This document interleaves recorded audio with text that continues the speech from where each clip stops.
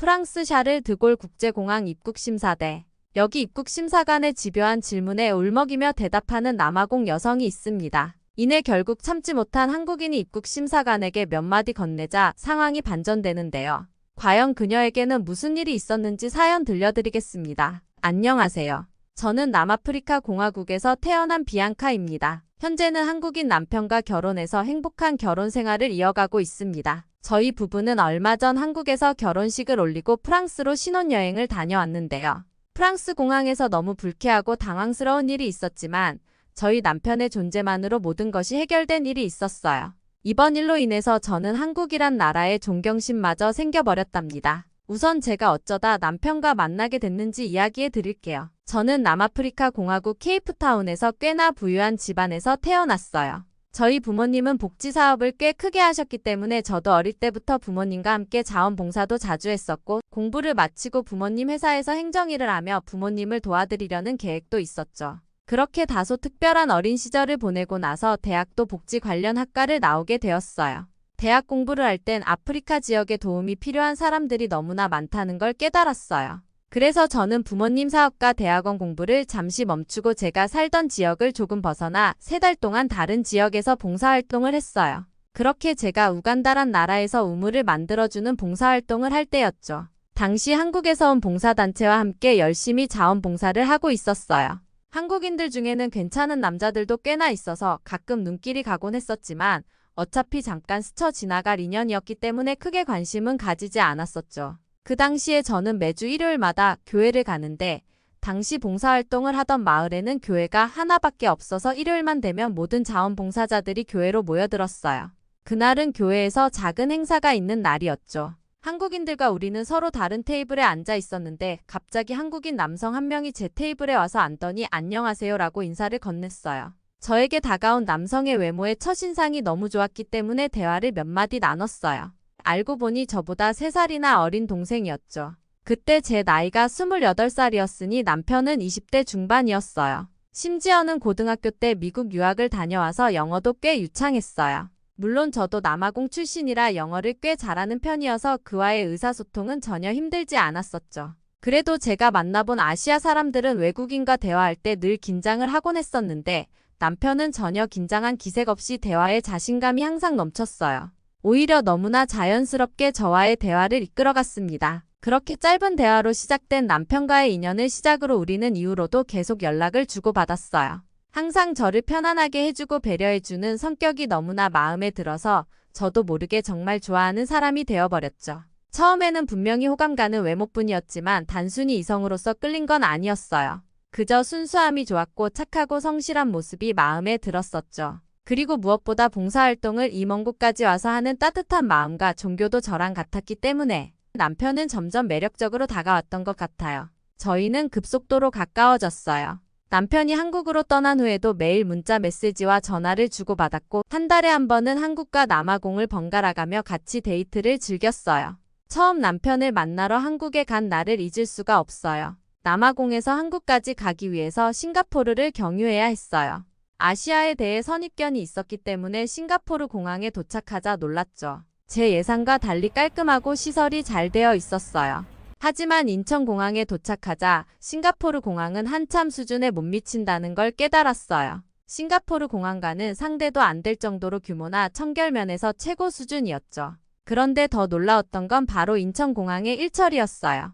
줄을 대기하고 있던 관광객들은 마치 무빙워크에 올라탄 것처럼 순식간에 줄이 사라지기 시작했거든요. 그도 그럴 것이 한국의 입국 수속은 그저 QR코드 스캔 한 번이면 전부 완료되기 때문이었죠. 사실 남아공 공항은 아직도 모든 작업을 볼펜 하나로만 처리하는 한심스러운 모습을 보여주고 있거든요.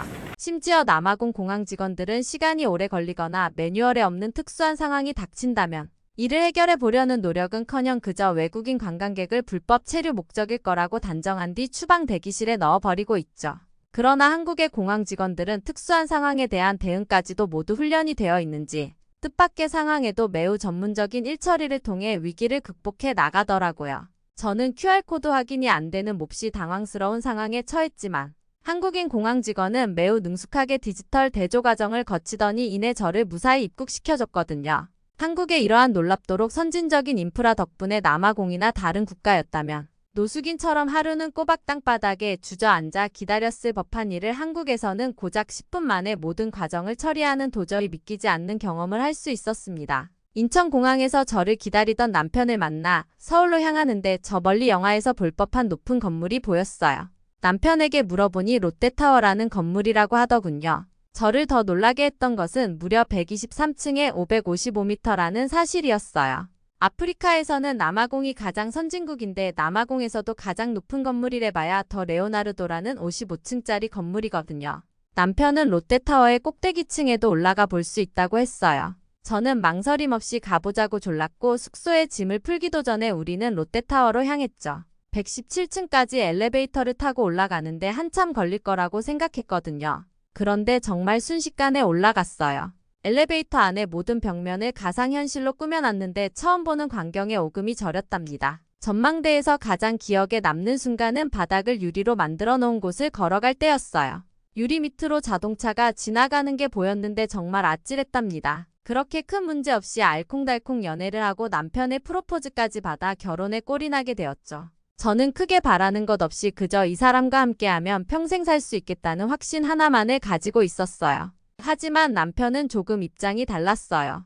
남편의 경제적 상황이 그닥 좋지 못했기 때문에 꽤나 성공한 사업가였던 저희 부모님이 저희의 결혼을 허락해 주지 않을 것이라고 생각했거든요.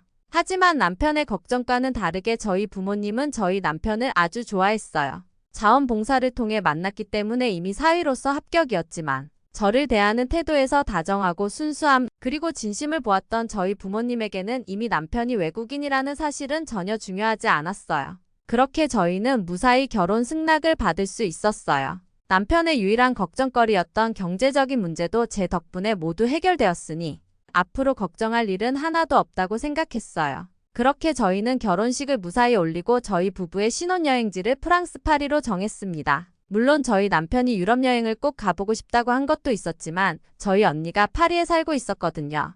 어린 조카 때문에 저희 결혼식에 참석하지 못한 언니와 조카 얼굴도 볼 겸 프랑스로 떠나기로 했어요. 유럽 여행이 꽤나 비싸다 보니 신혼여행 준비 과정과 여행 비용 같은 것들의 대부분은 제가 준비를 했어요. 그래서 그런지도 모르겠지만 솔직한 속마음은 항상 남편보다는 제가 좋은 환경과 생활을 하며 살아왔다고 어느 정도 인식이 있었어요.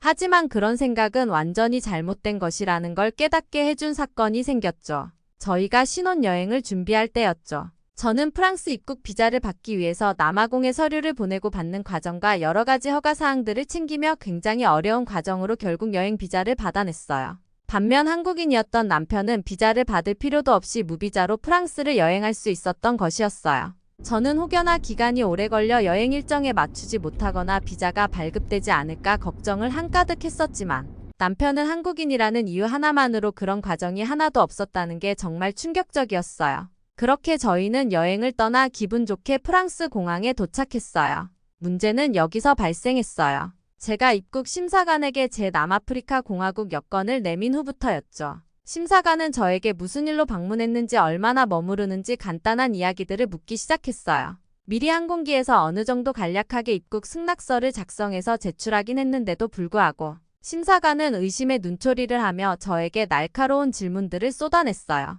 저는 당연히 몇 가지만 대답하면 빠르게 통과될 줄 알았는데 제 고향이 아프리카 지방이어서 더욱 심사가 엄격했던 이유도 있었겠죠. 저는 심사관에게 남편과 여행을 온 것이며 일주일 정도 체류할 것이라고 했지만 심사관은 의심에 찬 눈으로 제게 질문 공세를 퍼부었습니다. 그렇게 30분이나 시간이 지났는데 주변을 둘러보니 이런 대우를 받는 건 저뿐이었어요. 함께 비행기를 타고 왔던 남편과 한국인들은 너무나 쉽게 입국 절차가 끝나더라고요. 저는 이대로 가다간 입국 거절도 당할 수 있겠다 싶어서 직원에게 양해를 구하고 남편을 불렀어요. 남편이 심사관과 몇 마디를 나눈 뒤 남편은 저희가 함께 찍은 사진들과 자신의 한국 여권을 직원에게 보여주었고 저희는 여기 신혼여행을 목적으로 왔다고 이야기를 했어요. 결과는 놀랍게도 바로 통과였죠. 저는 순간 어이가 없을 정도로 당황스러웠어요. 30분 넘게 걸리던 심사가 한국인 남편이 오자마자 해결되었다는 사실이에요. 저는 순간 기분이 너무 나빠서 직원에게 물어봤어요.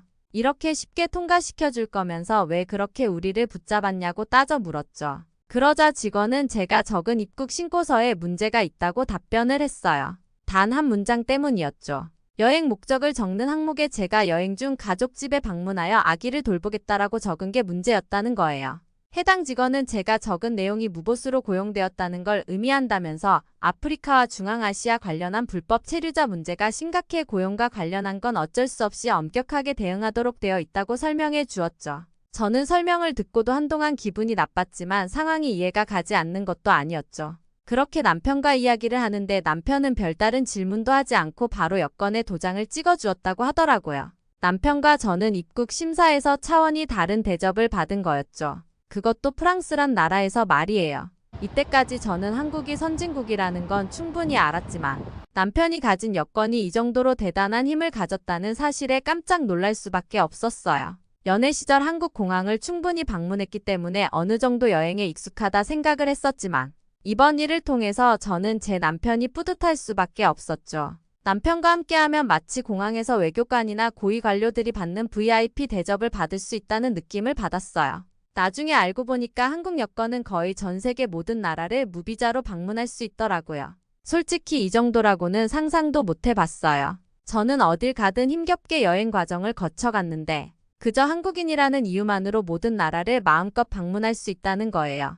솔직히 남편이 정말 부러우면서도 자랑스러웠어요. 그렇게 저희는 그곳을 빠져나와 무사히 신혼여행을 마치고 한국으로 돌아왔어요. 곤란한 상황을 도와주었던 남편이 너무나 고마웠던 여행이었죠. 저는 이번 여행을 통해서 꼭 해야 하는 계획이 하나 생겼어요. 여기선 저를 외국인 며느리라고 부르며 남편과 결혼했기 때문에 임시적으로 살고 있는 외국인이 아니라 당당한 한국인이 되기 위해서 완전한 한국인으로 귀화를 준비하려고 해요. 아직은 한국어도 미숙하고 공부할 게 산더미처럼 있지만 저를 열심히 도와주는 남편 덕분에 올해 안으로는 다 잘 되지 않을까 싶어요. 언젠가는 저도 한국 여권을 가지고 남편과 함께 여권의 혜택을 받아보는 날이 오겠죠. 끝까지 들어주셔서 감사합니다. 다음 영상 보시기 전에 구독 한번 부탁드립니다.